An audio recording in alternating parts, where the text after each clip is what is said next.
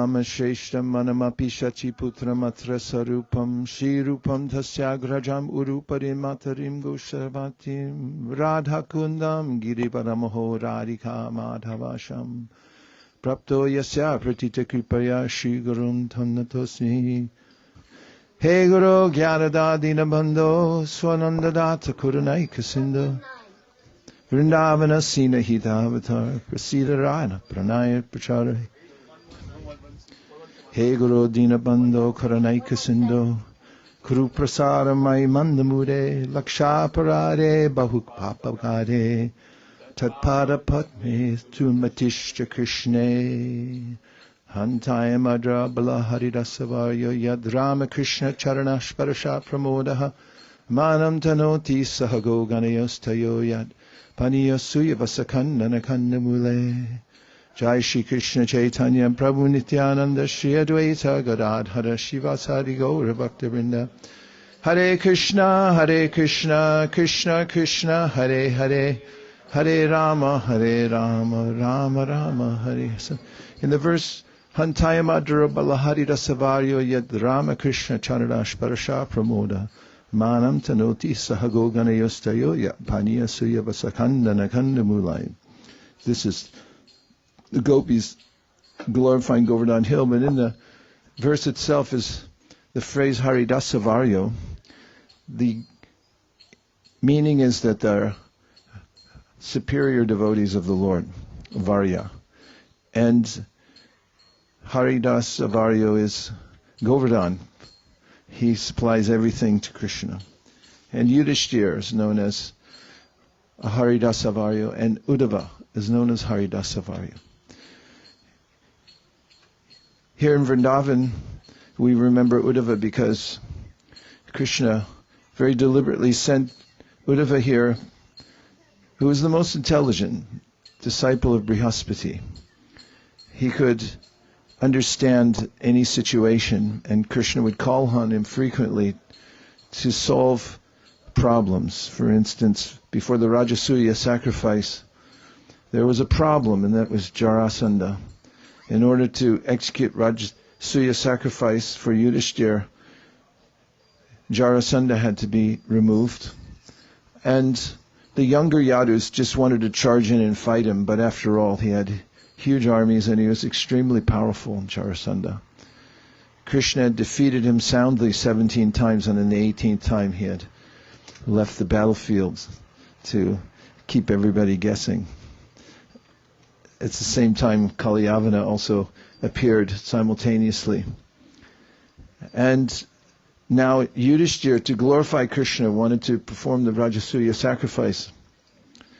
It was to show that the devotees in the world are the servants of Krishna, and that they should enact dharma and have a position of power. Devotees do not reject powerful positions because of the principle of anasaktasya vishayan yatarham upayunjita nirbandha Krishna sambandhe yuktam vairagyamuchite prapanchikataya buddhya harisambandhi pastuna mumukshavi prutyago vairagyam palgukatyate.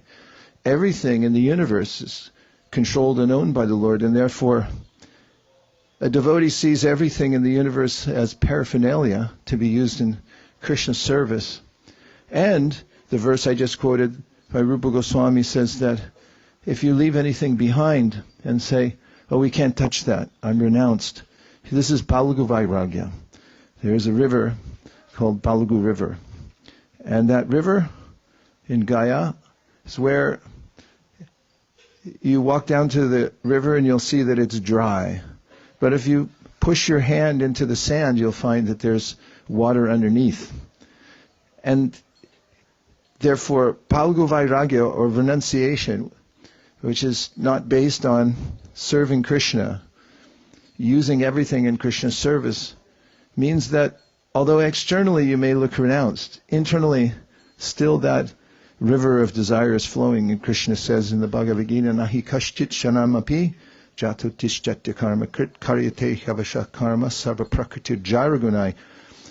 Arjuna, you can't stop doing something even for a moment. Or I should say, you can't stop doing anything, even for a moment, because it's the nature of the soul to be creative, desirous, ambitious, active. And just trying to stop desire is not possible, for the soul has to be transferred and used in the service of the Lord. So Yudhishthira, wanting the Rajasuya sacrifice, then had called together an assembly, and although the younger Yadus were saber rattling and saying, "We'll go and we'll fight Jarasandha directly," Krishna deferred to Uddhava, as he was the most intelligent. And before Uddhava spoke, Krishna had a smile on his face, as he knew Uddhava was so competent that he would be able to come with the perfect solution, which he did.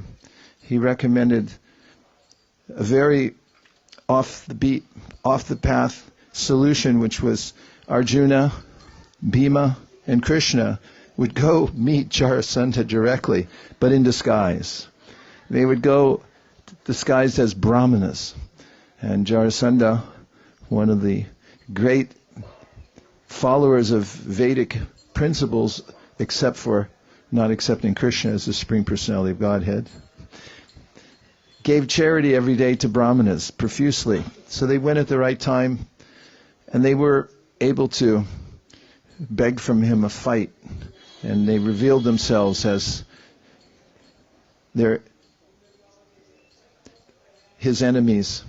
And we know the story that Bhimasena had fought for a month with Jarasandha, and Krishna gave indications that Jarasandha, as we know, he was born from two mothers, half from one mother, half from the other, and they both got disgusted, threw the two parts into the forest, and then a mystic witch called Jara found the two parts and thought, looks like a okay baby, just gotta put them together. And got Jarasandha. And Bhima, understanding Krishna's indications, had torn Jarasandha in half, thus opening the pathway to the Rajasuya sacrifice. This is one of Krishna's relationships with Uddhava, that he would take counsel from him in many different ways in order to glorify Uddhava's intelligence. But being so intelligent, Krishna wanted him to see a higher level of existence here in Vrindavan. So Krishna decided to send a message to Vrindavan, to his beloved parents and the gopīs. And the reason he sent Uddhava was not because Uddhava was so intelligent, or because he was so intelligent. He wanted him to see that the gopīs were superior in all ways. He would see, Uddhava, for himself, the quality of the devotion of the gopīs here in Vrindavan. And when he did come, of course, he drove on a chariot and came here. When the gopīs saw the chariot in the morning time, they thought maybe a Kṛṣṇa has come back. And they reasoned, well, what if he has come back?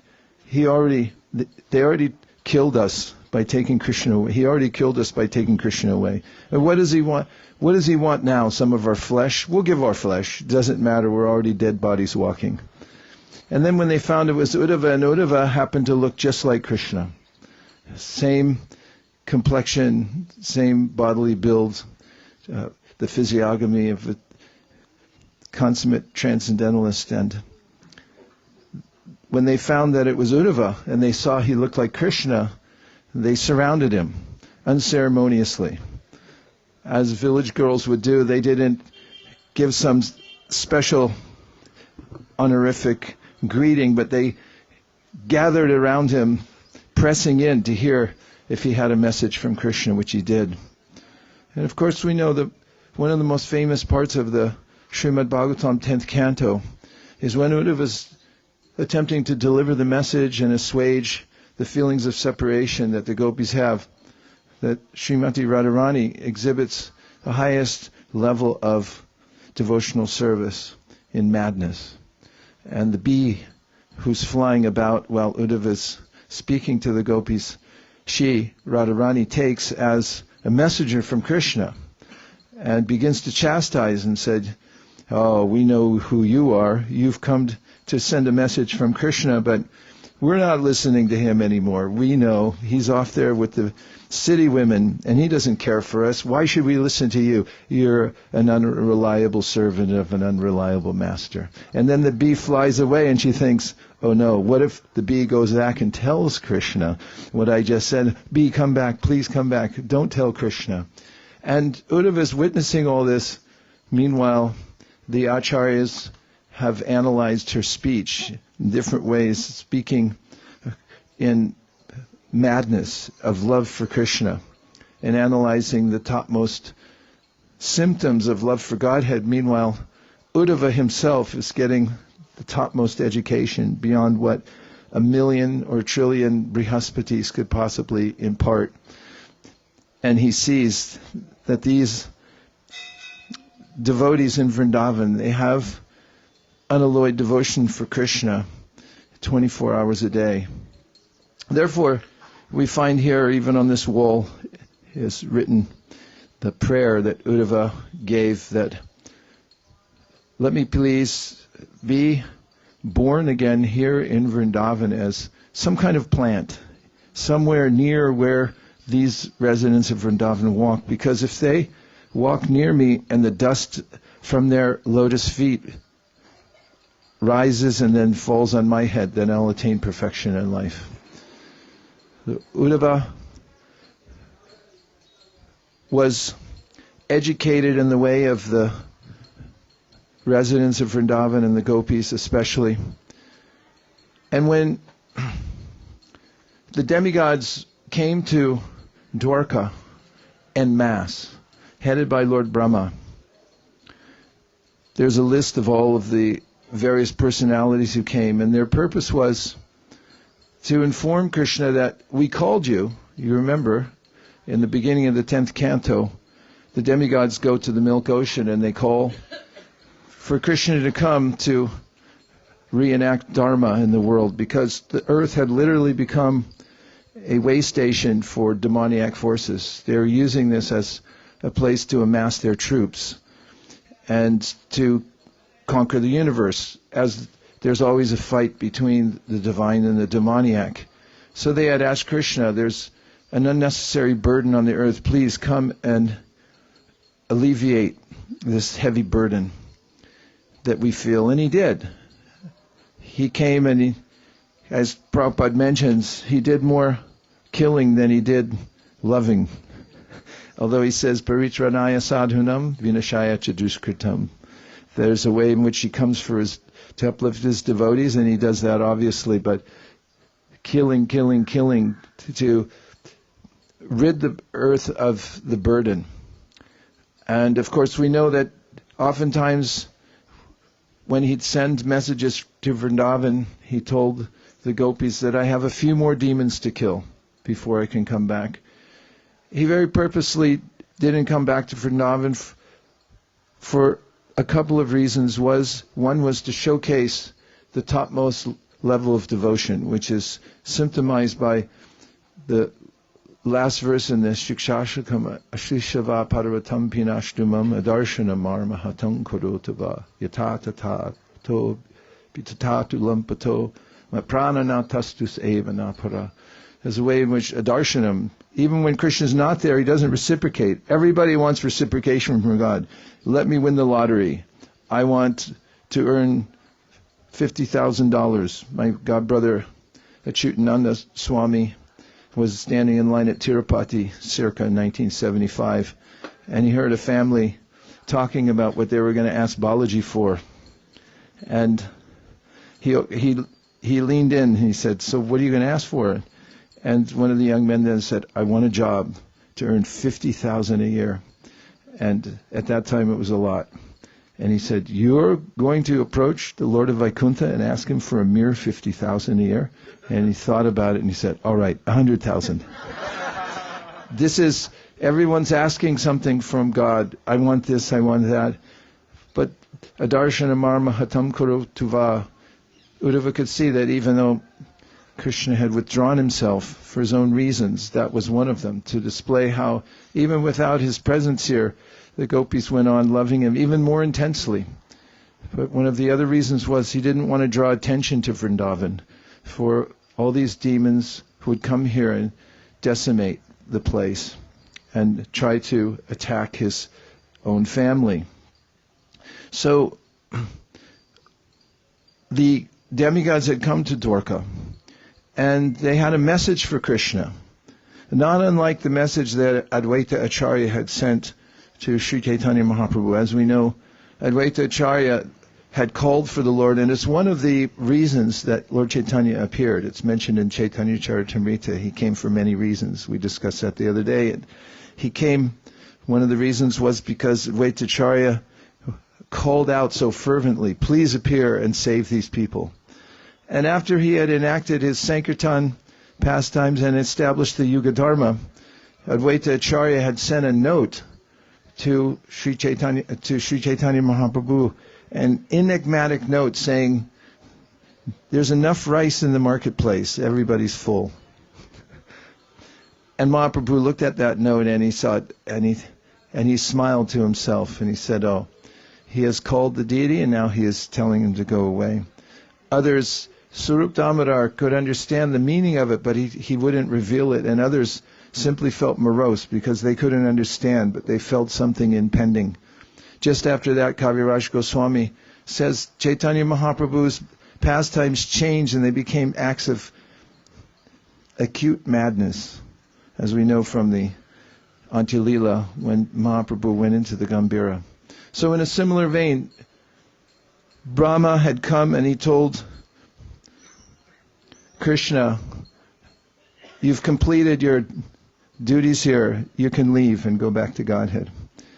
And at the same time, Krishna was considering how to wrap up his pastimes.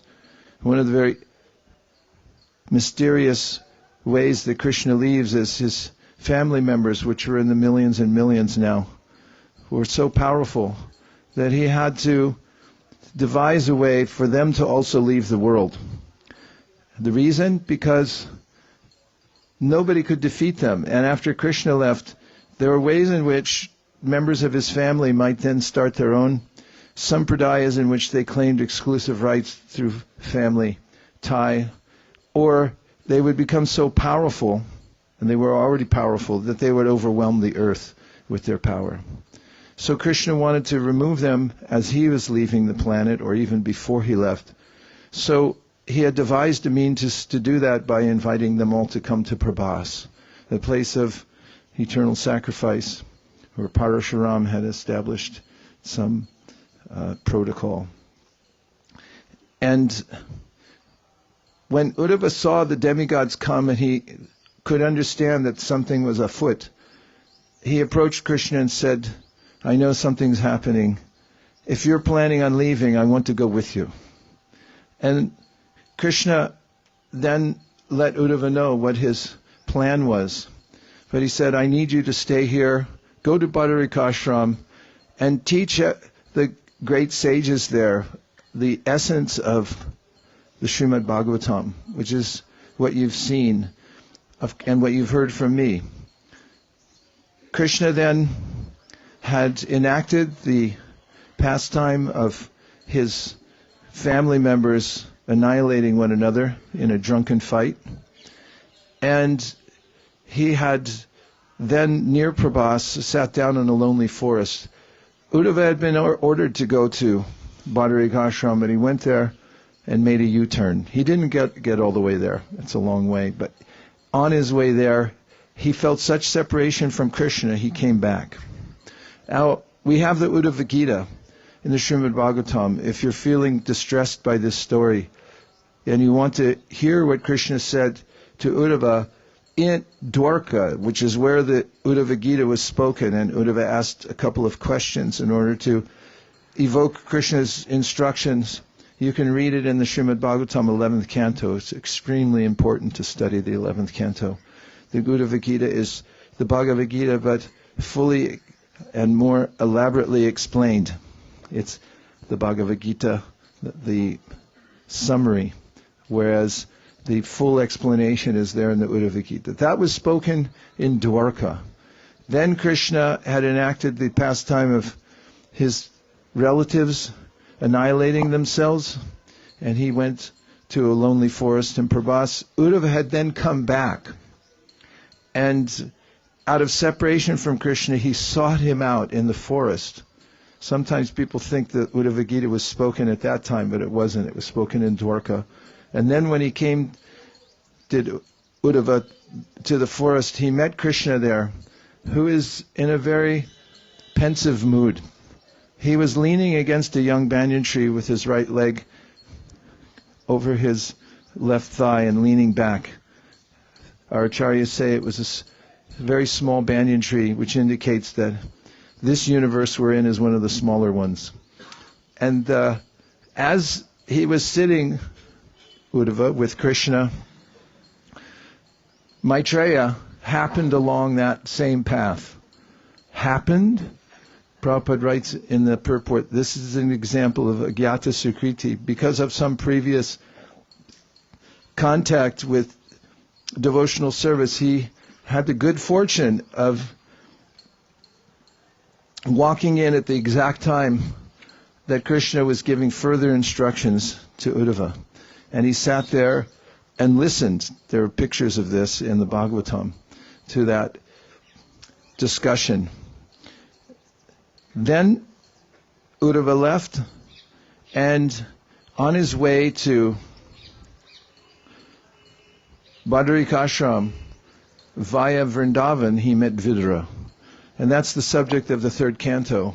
When Uddhava meets Vidura, then Vidura, who also knows about the annihilation of the Yadu dynasty, all of Krishna's family, he begins to question Uddhava there. And here in Vrindavan, and asks him, how are all the family members doing? He already knew they were gone. So Prabhupada writes, his inquiry was psychological, it wasn't practical. You know how you try to process things when something's so overwhelmingly mysterious that happens, some change in life? Yes? And then you want to talk to somebody and discuss it. So that was the mood. And then he asked, Vidura did, to Uddhava, you please be my spiritual master. And Uddhava said, you're senior to me. What's more, I have instructions to go to Badarikashram, so I can't instruct you. And besides that, Maitreya is nearby. He just heard everything. Besides, he's a senior to me, and I don't want to commit this offense of Maryada Vyatikrama, stepping over a more prominent person. Of course, there's nobody more prominent than Uddhava. And Maitreya was not more advanced than Uddhava. But it's circumstantially, due to etiquette and also due to having previous service obligations, Uddhava deferred to Maitreya. And there you will find the discussion, which we'll be reading in a couple of days, starting in the third canto. The meeting between Vidura and Maitreya and Uddhava, and then subsequent meeting with Maitreya, and the entire instruction that Krishna gave, summarized in the third canto. So Uddhava is an intimate devotee of Lord Krishna. Krishna used him to reveal the glories of Sri Vrindavan Dham. His prayer is something that we probably don't have in the book because I didn't ask it to be put in the book, but we could put it in the future. It's a good prayer to remember and to recite on a regular basis. And when we do, we can remember our visit here to Uddhava Kund. Om Tat Sat. Since nobody stopped me yet, see if there's a reflection or a question. Yes? Hare Krishna Maharaj, thank you for the class. You mentioned a few pastimes with Uddhava. I wanted to ask, which of those happened here, if any, and what is the significance of this exact spot? The most significant aspect of this spot is that Uddhava had, that the prayer is here. This is the mood of this place. The most important aspect of all the various spots that we go is the exact mood of the place. And the mood in this place is the prayer we referred to. If somebody wants to look it up on their phone, where he prays that let me always be as a clump of grass here in Vrindavan. Dare I put my glasses on? You read it out loud, please, sir. Yes. The gopīs of Vrindavan have given up the association of their husbands, sons, and other family members, who are very difficult to give up, and they have forsaken the path of chastity to take shelter of the lotus feet of Mukunda, Krishna, which one should search for by Vedic knowledge. Oh, let me be fortunate enough to be one of the bushes, creepers, or herbs in Vrindavan, because the gopīs trample them and bless them with the dust of their lotus feet. Thank you. So now we're going to proceed to Radhakund Shamakund. Pass the mic. Hare Krishna. So thank you, Maharaj, for a wonderful start. This is such a beautiful place, Uddhava. And last year we were in the same place around the same time, and it's so nice to do this every year, actually. Dear Shri Uddhava, if you so desire, please empower us to spread Krishna's message in Paschatya Desh. Please let all of the residents of the United Kingdom, America, and everywhere else, receive one of the translated literatures Srila Prabhupada has rendered for us. Received one of the transcendental literatures which Srila Prabhupada has rendered. And please always let us remember Vrindavan as the highest abode.